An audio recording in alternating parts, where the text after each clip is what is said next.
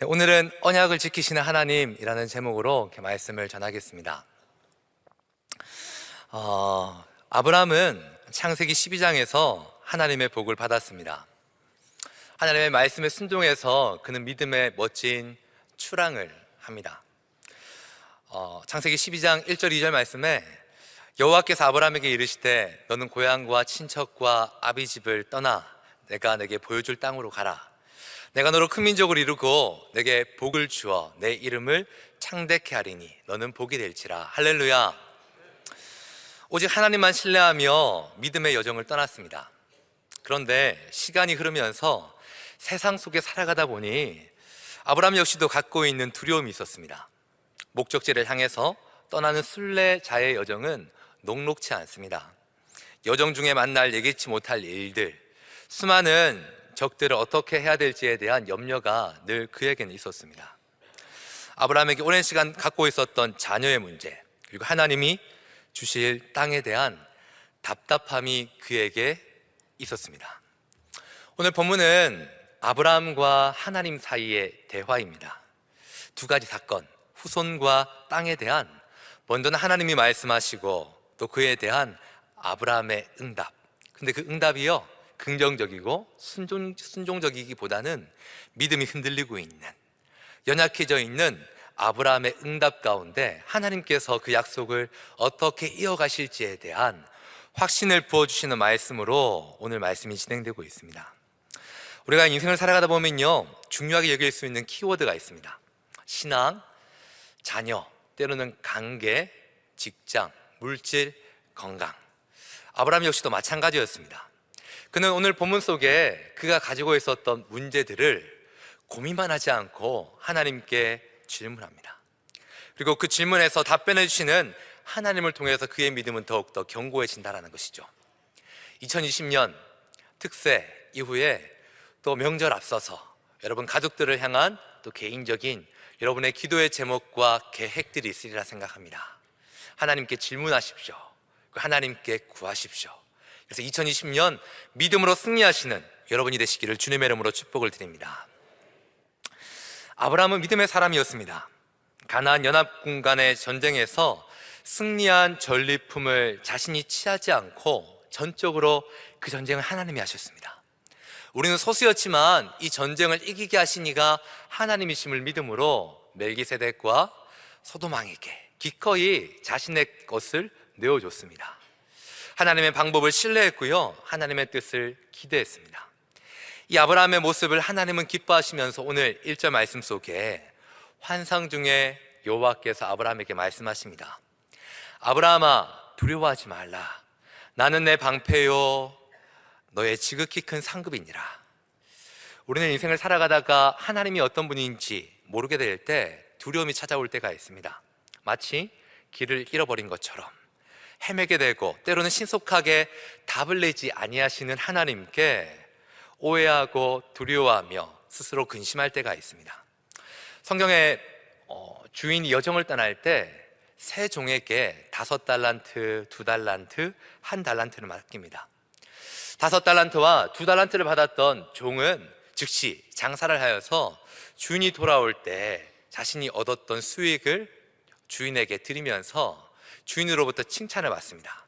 그런데 1달란트 받았던 종은 주인에 대해서, 주인의 생각을, 계획을 잘 알지 못해서 그저 땅에 묻어두었다가 주인이 돌아왔을 때, 그것을 돌려주었을 때 주인으로부터 큰 진노를 받게 됩니다. 주인에 대한 오해를 잘못 갖고 있었고, 주인이 주셨던 축복이었는데 그것을 이해하지 못한 채 그저 주인을 두려워하고 있었기 때문에 그는 받았던 축복을 누리지 못하는 시간을 보내게 되었다는 것입니다. 마찬가지로 두려워하는 아브라함에게 하나님은 자신이 어떤 분이신지에 대해서 말씀하십니다. 나는 내 방패요 너의 지극히 큰 상급이니라. 나는 너의 방패다라고 말씀하신다는 것이죠. 성경 인물 중에 참 좋아하는 인물이 있는데요, 작은 소년 다윗입니다. 그는 비록 소년이었지만 거인 골리앗을 두려워하지 않습니다. 그리고 왕이 그를 추격해 올 때도 하나님을 떠나거나 하나님을 원망하지 않습니다. 왜입니까? 그의 삶 가운데 함께 하시고 그를 인도하시며 그의 삶의 힘이신 여호와 하나님을 믿었기 때문입니다. 그래서 시편 18편 2절에서 그는 이렇게 노래합니다. 여호와는 나의 반석이시요 나의 요새이시라. 나를 건지시는 이시요 나의 하나님이시라. 내가 그 안에 피할 바위이며 나의 방패시요 나의 구원의 뿌리신 나의 산성이신 하나님을 다윗은 찬양하고 있다는 것입니다. 그래서 비록 소년이었지만 그의 주변에 정적이 많았고 어려움을 겪었지만 그는 하나님을 향하여서 어려울 때도 힘들 때도 그를 지켜주시고 그의 산성이신 하나님만 바라보며 그는 예배할 수 있었다라는 것입니다. 아브라함 시대도요, 그는 아직 정착할 곳이 정해지지 않았고 그를 향하여서 많은 사람들이 좋지 않은 시선으로 바라보고 있었습니다.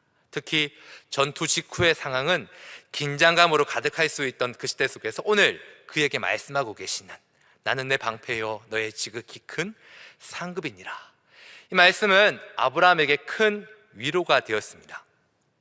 믿음의 여정에서 첫 걸음에서 하나님이 그에게 주셨던 복을 기억나게 하셨습니다. 너는 복이 될지라 내가 너와 함께 하겠다. 너를 통하여서 일하겠다라고 말씀하셨던 하나님의 복을 기억나게 하며 비록 내가 전리품을 취하진 않았지만 다른 이들의 공격을 받을 수 있지만 아브라함에게는 하나님이 자신의 방패가 되시고 자신의 모든 것을 채우시리라 라는 것을 그는 믿게 되었다라는 것입니다.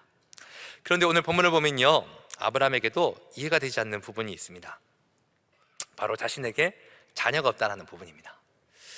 나이가 들고 인생의 마지막 때는 점점 다가오는 것 같은데 자신에게 후손이 없다라는 것은 그에게 근심이 되었습니다. 고대 사회에서는 자녀 없음이 많은 이들에게 있어서는 저 사람은 하나님의 저주받은 사람이야 라는 것으로 여겨졌었습니다. 참 아이러니한 것이 하나님의 축복을 받은 사람이 세상 사람들에게 자녀 없음으로 인하여서 저주받은 사람으로서 여겨질 수 있다는 것 속에서 아브라함의 마음속에서도 막막하고 일어나지 않는 일에 대한 염려로 인하여서 하나님이 자신에게 주실 그 축복이 언제 일어날지에 대해서 그는 마음속에 근심이 일어나고 있었다는 것입니다. 그때 아브라함 하나님께 질문합니다. 주 여호와여 무엇을 내게 주시렵니까? 나는 자식이 없사오니 나의 상속자 다메섹 사람 엘리에섹을 세우기 원한다라고 하나님께 말합니다. 그리고 3절에서 주께서 내게 씨를 주지 아니하셨으니 자신의 종 다메섹 사람 엘리에섹을 유산의 상속자로 여기겠다라고 그의 합리적인 이야기로 그의 계획과 그의 생각을 하나님께 아뢰고 있다라는 것입니다. 어쩌면 고대의 방식으로서 종을 양자로 입양해서 그의 상속이 이어질 수 있도록 또 그의 가문이 끊겨지지 않을 수 있도록 사용되어졌던 고대의 방식을 아브라함이 사용하려고 하는 것도 어떻게 보면 답답한 상황 속에서 어느 정도는 이해될 수 있는 부분입니다. 그러나 오늘 본문 속에서 아브라함이 그의 인간적인 계획과 치밀한 어떤 판단을 세워서 하나님께 아뢰지만 하나님의 언약은 하나님이 이미 아브라함에게 주신 그 복은 변함이 없고 부족함이 없으신 것이 바로 하나님께서 주신 복입니다. 잠언 16장 9절 말씀이 우리가 잘 아는 말씀인데요, 사람이 마음으로 자기의 길을 계획할지라도 그의 걸음을 인도하시는 이는 누구이십니까? 여호와 하나님이십니다. 할렐루야. 오늘 아브라함이 염려와 근심 속에 환경 속에 믿음이 약해져 갈 때 비록 그의 인간적인 그의 종을 세워서 그의 상속자로 삼겠다라는 계획을 세우지만 하나님께서는 그에게 주신 언약을 철저히 이행해 가시며 그에게 말씀하십니다.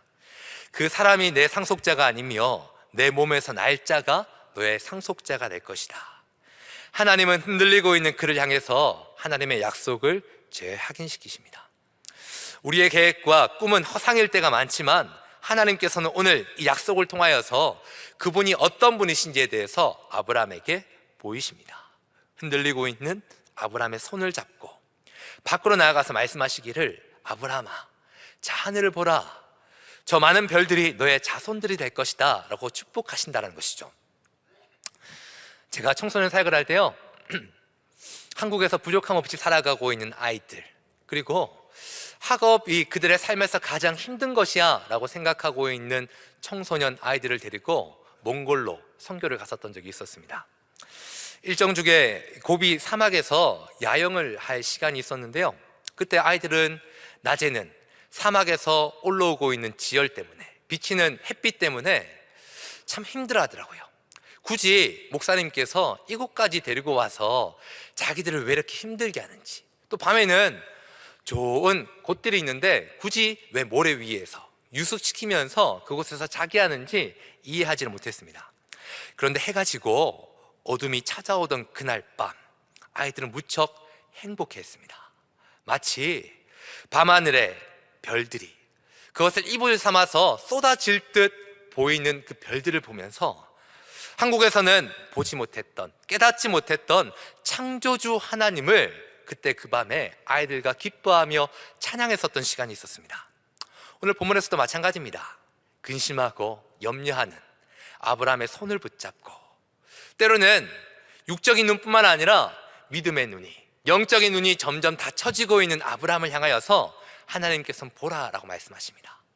이전에는 귀로만 들려주셨던 하나님의 복을 이제는 저 하늘의 별을 보며 내가 너에게 줄 그 복을 하나님께서 이루시겠다라고 말씀하신다는 것이죠.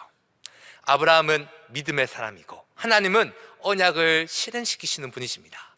오늘 하나님께서는 이 복을 말씀하실 때 6절 끝부분을 보면요, 하나님의 말씀을 아브라함이 믿었더라, 그리고 하나님은 그를 의롭게 여겼더라 라고 말씀하고 있습니다. 할렐루야, 아멘. 또 다른 아브라함의 질문에 한 가지가 있습니다. 자손에 대한 질문뿐만 아니라 자신에게 주시리라고 하셨던 땅에 대한 질문인데요, 8절에서 하나님께 이렇게 질문합니다. 주 여호와여, 내가 이 땅을 소유로 받을 것을 무엇으로 알 수 있습니까? 그 질문에 하나님께서 그에게 특별한 일을 시키시는데요, 3년 된 동물들을 준비하고 또 새들을 준비해서 새를 제외하고는 모두 둘로 쪼개어서 중간에 길을 내어놓고 서로 마주보게 하라라고 말씀하고 있습니다.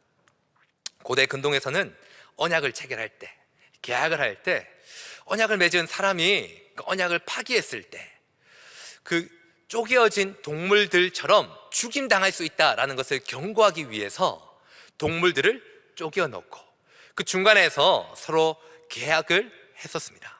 오늘 본문에서 하나님께서는 이것을 준비시키십니다.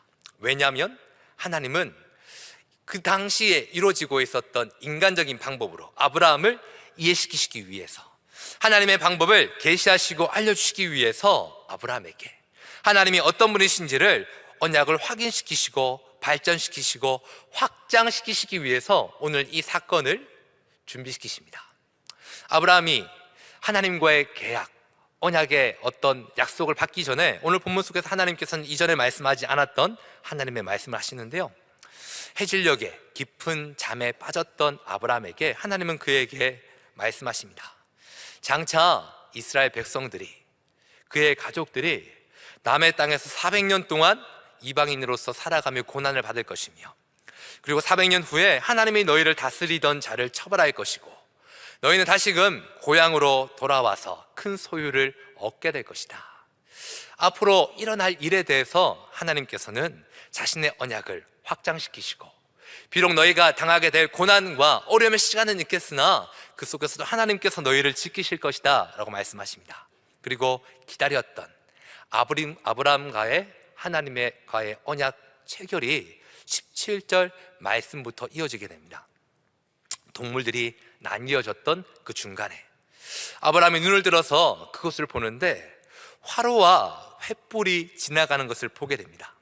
믿음이 약해지고 자신의 계획을 갖고 있었던 아브라함에게 인간적인 방법으로 서로 간에, 당사자 간에 계약을 맺었던 그 관계 속에서 하나님께서 그곳에 임재하십니다.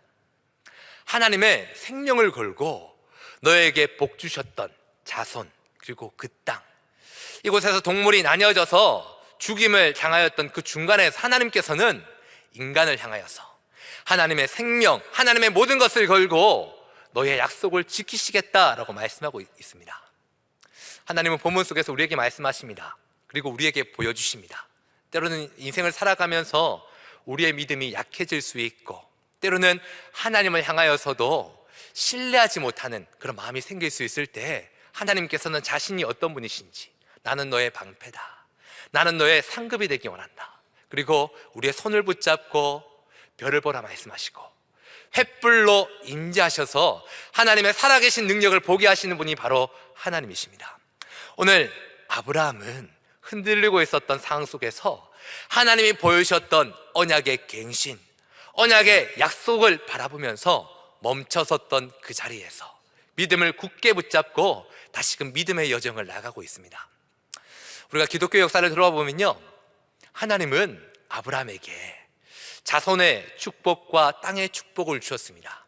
더불어서 2000년 전에 이 땅 가운데 오셨던 예수 그리스도, 그분은 사실 이 땅 가운데 살아가고 있었던 우리가 하나님과 우리 사이의 언약을 우리 스스로 파기해서 사실 우리가 동물이 쪼개졌던 것처럼 죽을 수밖에 없었던 우리 존재를 위해 이 땅 가운데 오셨던 예수 그리스도는 우리를 위해서 십자가 위로 올라가셨습니다.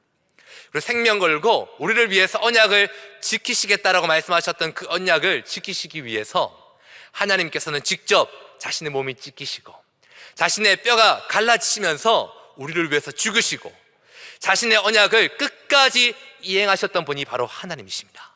그리고 부활하셔서 우리를 위해서 구원의 길로 인도하시리라 작정하신 이가 바로 하나님이시다라는 것입니다. 말씀의 결론을 맺습니다. 이번 주간 우리에게 있어서는 하나님께서 먼저 보여주셨던 언약을 우리의 삶 속에서 기억하고 그 구원을 더욱더 드러내기 위한 어쩌면 가장 좋은 주간이 바로 이번 주간인 것 같습니다.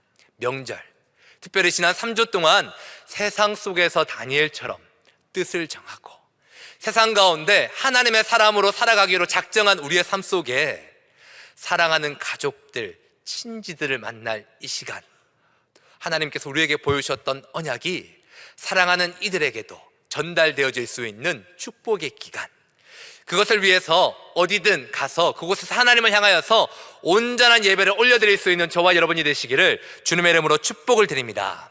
우리 시간 주님 주신 말씀을 기억하며 가지고 오신 기도의 제목과 함께 주의 이름 부르고 기도하시겠습니다.